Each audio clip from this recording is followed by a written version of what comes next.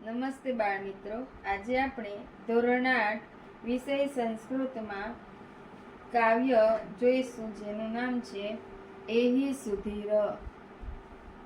એટલે કે એહી એટલે આવ, સુધીર. તો બાળ મિત્રો, આ કાવ્યની અંદર આપણને સંસ્કૃત ભાષામાં કાવ્ય આપવામાં આવ્યું છે. સંસ્કૃત કાવ્યનું માધુર્ય આપણા મનને ઝંકૃત અને પ્રસન્ન કરી દે છે. આ માટે અહીં શ્રી જનાર્દન હેગડે દ્વારા રચિત એક આધુનિક કાવ્ય આપેલું છે. આ કાવ્યમાં આપણને ઈશ્વર ભક્તિ તેમજ રાષ્ટ્રભક્તિ વ્યક્ત કરવામાં આવી છે. તો જોઈએ આપણે કાવ્ય એહી સુધીર.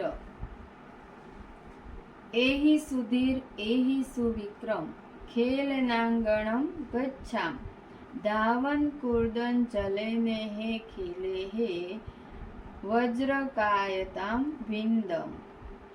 એહી સુધીર એટલે આવ સુધીર, આવ સુવિક્રમ. ખેલનાંગણમ ગચ્છામ. ખેલનાંગણમ એટલે કે રમતનું મેદાન. ગચ્છામ એટલે જઈએ, રમતના મેદાન પર જઈએ. ધાવન કુર્દન ચલે ને હે ખેલે હે. અહીં આપણને અલગ અલગ ક્રિયાઓ આપવામાં આવી છે. ધાવન એટલે કે દોડવું, કુર્દન એટલે કૂદવું, ચલે ને હે એટલે કે ચાલવું. દોડવાની, કૂદવાની, ચાલવાની રમતો વડે વજ્રકાયતામ વિંદામ. વજ્ર જેવું શરીર, કાય એટલે કે શરીર, વિંદામ એટલે પ્રાપ્ત કરીએ. તો ફરીથી ભાષાંતર જોઈ લઈએ. આવ સુધીર, આવ સુવિક્રમ. રમતના મેદાનમાં જઈએ. આપણે દોડવાની, કૂદવાની, ચાલવાની રમતો વડે વજ્ર જેવું શરીર પ્રાપ્ત કરીએ. હવે આપણે બીજો પેરેગ્રાફ જોઈશું. એહી સુશીલે એહી મૃણાલિની પુષ્પવાટિકામ ગચ્છામ વિવિધેહે કુસુમેર વિધાય માલામ વિઘ્ન વિનાશકમ અર્ચામ. એહી સુશીલે એટલે કે આવ સુશીલા, આવ મૃણાલિની.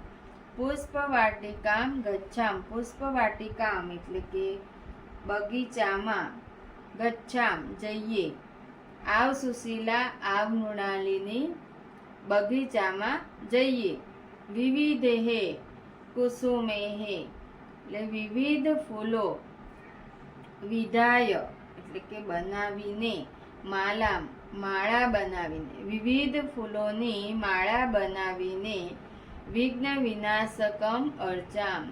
વિઘ્ન વિનાશકને અર્ચન કરીએ એટલે કે એમને પૂજન કરીએ. ફરીથી ભાષાંતર જોઈ લઈએ. આવ સુશીલા, આવ મૃણાલિની. બગીચામાં જઈએ. વિવિધ ફૂલો વડે માળા બનાવીને વિઘ્ન વિનાશક એટલે કે ગણેશજીને પૂજા કરીએ અથવા પૂજન કરીએ. હવે આપણે જોઈશું ત્રીજો પેરેગ્રાફ. એહી દિનેશ પ્રણવ ગણેશ જ્ઞાન નિધિમ સંચનુયામ એહી શારદે ગિરિજે વરદે જ્ઞાન વારિધ્યો વિહરામ. એહી દિનેશ એટલે આવ દિનેશ. પ્રણવ એટલે હે પ્રણવ. ગણેશ ગણેશ. જ્ઞાન નિધિમ જ્ઞાનના ભંડાર રૂપ. સંચનુયામ એટલે જ્ઞાનના ભંડારનો સંચય કરીએ એટલે પ્રાપ્ત કરીએ. એહી શારદે આવ શારદા. ગિરિજે હે ગિરિજા. વરદે એટલે કે વરદાન આપ. જ્ઞાન વારિધ્યો વિહરામ. જ્ઞાન વારિધ્યો એટલે કે અમે જ્ઞાનના સાગરમાં. વિહરામ એટલે વિહાર કરીએ. ફરીથી ભાષાંતર જોઈએ. આવ દિનેશ હે પ્રણવ ગણેશ જ્ઞાનના ભંડારનો સંચય કરીએ. આવ શારદા હે ગિરિજા. વરદાન આપ. અમે જ્ઞાનના સાગરમાં વિહાર કરીએ. હવે છેલ્લો પેરેગ્રાફ જોઈશું. તન્વા મનસા હિતમ ચરંતઃ સદા ગુરુન અનુગચ્છામ ભારત માતુઃ સેવા સત્કારમ દેશહિતાર્થ જીવામ. તન્વા એટલે કે તનથી અથવા શરીરથી, મનસા મનથી, મન વડે, હિતમ ચરંતઃ હિતમ એટલે કે હિત કરતા અથવા કલ્યાણ આચરતા, સદા ગુરુન અનુગચ્છામ સદા એટલે હંમેશા હિત ઈચ્છનારા એવા ગુરુનું અનુગચ્છામ આચરણ કરીએ. ભારત માતુઃ સેવા સત્કારઃ ભારત માતાનો સેવા સત્કારઃ એટલે સેવા સત્કાર કરીએ.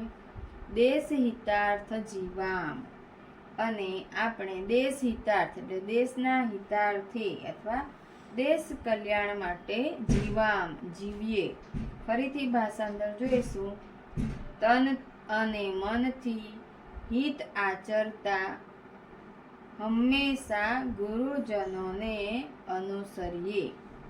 ભારત માતાનો સેવા સત્કાર કરીએ અને દેશ કલ્યાણ માટે આપણે જીવીએ.